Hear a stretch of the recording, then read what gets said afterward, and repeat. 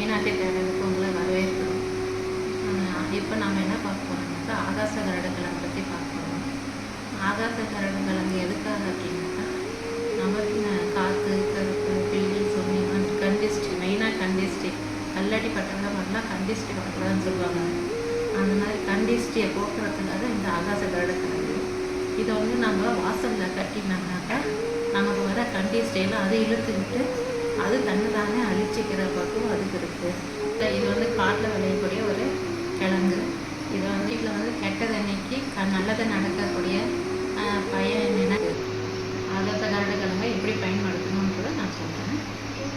இது ஆகாச கருடக்கிழங்கு இப்படி தான் இருக்கும். இன்னும் பல ஷேப்பில் வரும். அது பார்க்கறதுக்கு கருடன் மாதிரியே தெரியும் ஒரு ஷேப்பில்.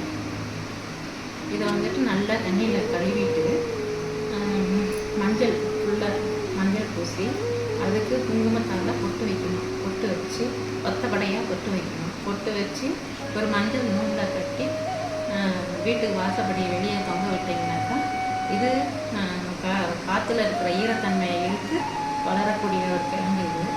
இது வாசலில் கட்டினீங்கனாக்கா பல்ல இப்படி கலந்து வரும், துளிர்விட்டு வரும். இது துளிர்விட்டு வரும்போது நமக்கு வீட்டில் எந்த கெட்ட சக்தியும் இல்லைன்றது அர்த்தம். அப்படி இது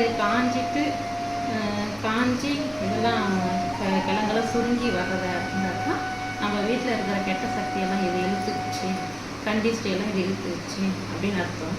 இது காஞ்சிட்டாக்கா எடுத்து போட்டுட்டு நம்ம வேறு யூஸ் பண்ணிக்கலாம். இது சுருங்கிடுச்சுனாக்கா இதை எடுத்து போட்டுட்டு நம்ம வேறு கருடக்கிழங்கு வாங்கி கட்டிக்கலாம். ஒவ்வொருத்துக்கும் ஒவ்வொரு தன்மையுடையது. இது இன்னொரு இதுக்கும் பயன்படுது. மருந்தாக தான் இது யூஸ் பண்ணலாம். இந்த பாடியில் ஹீட்டு ஜாஸ்தியாக ஆகிடுச்சு அப்படின்னாக்கா இதில் ஒரு பகுதியை மட்டும் எடுத்து நாம் பாலில் கலந்து அரைச்சி பாலில் கலந்து குடிச்சோம்னாக்கா சூடு குறையும். இதை எப்படி கட்டணுன்றது கீழே இருக்கிற வீடியோவில் பார்த்து தெரிஞ்சுக்கணும். ஆகாச கருடக்கிழங்கு இதுதாங்க ஆகாச கருடக்கிழங்கு. இது எப்படி யூஸ் பண்ணலான்றது சொல்கிறேன். ஃபஸ்ட்டு தண்ணியில் நம்ம வாஷ் பண்ணிக்கணும். நல்லா இதில் இருக்கிற இந்த இதெல்லாம் ஒரு மாதிரி க்ளீனாக எல்லாம் வாஷ் பண்ணிக்கோங்க.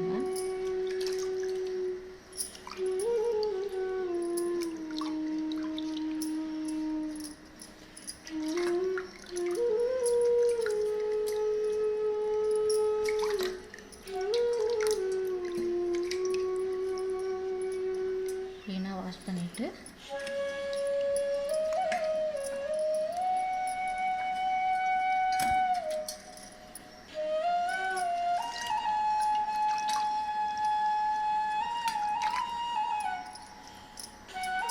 கிழங்கு க்ளீனாக வாஷ் பண்ணிடுங்க. வாஷ் பண்ணிவிட்டு இப்போது இந்த கிழங்குக்கு மஞ்சள் பூசலாம்.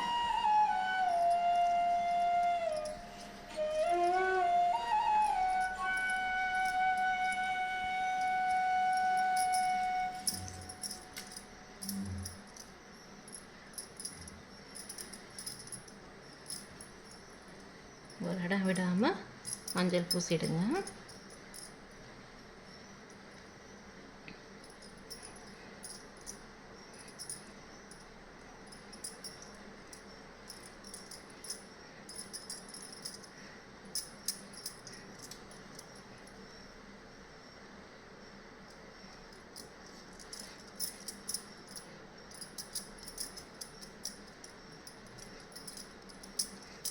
மஞ்சள் பூசியாச்சு. இப்போ பொட்டு வச்சுக்கலாம். ஒத்தப்படையில் பொட்டு வச்சுக்கலாம்.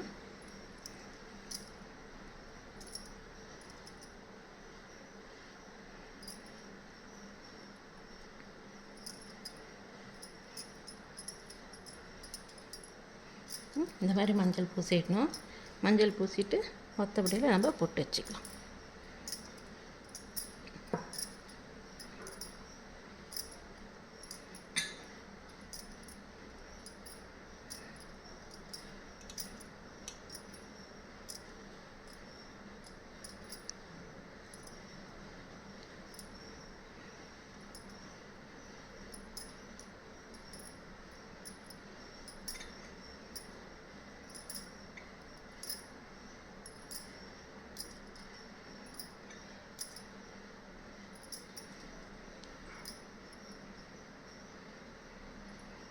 நம்ம ஒத்தப்படையில் போட்டு வச்சுட்டு இப்போ மஞ்சள் துணியில் கட் பண்ணு.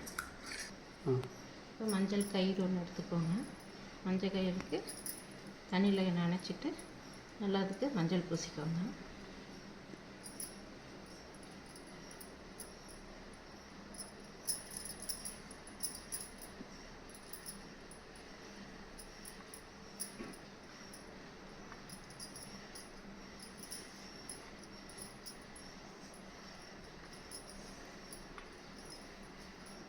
மஞ்சள் பூசிக்கிட்டு இப்போ அந்த கயிறை வந்துட்டு நம்ம கிழங்க கட்டலாம்.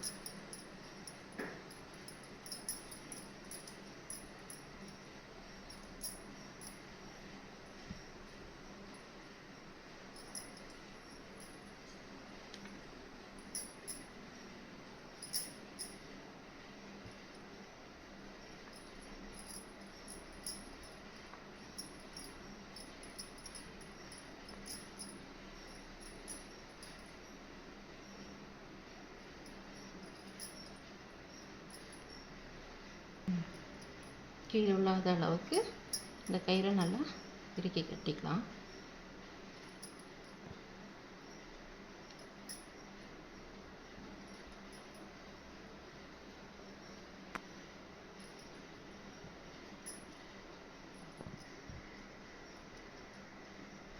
நம்ம வாசப்படிக்கு முன்னாடி கட்டி விட்டுறலாம்.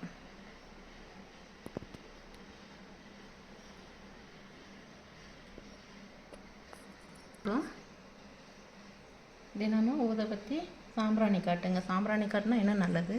சாம்பிராணி காட்டுங்க. இதுக்கு சாம்பிராணி காட்டினீங்கன்னாக்கா இது காற்றுல உள்ள ஈரத்தன்மை இழுத்துக்கிட்டு அதே வளர ஆரம்பிச்சிடும். பாருங்கள், இது நாங்கள் கட்டாததுக்கு முன்னாடியே துளிர் வந்துடுச்சு.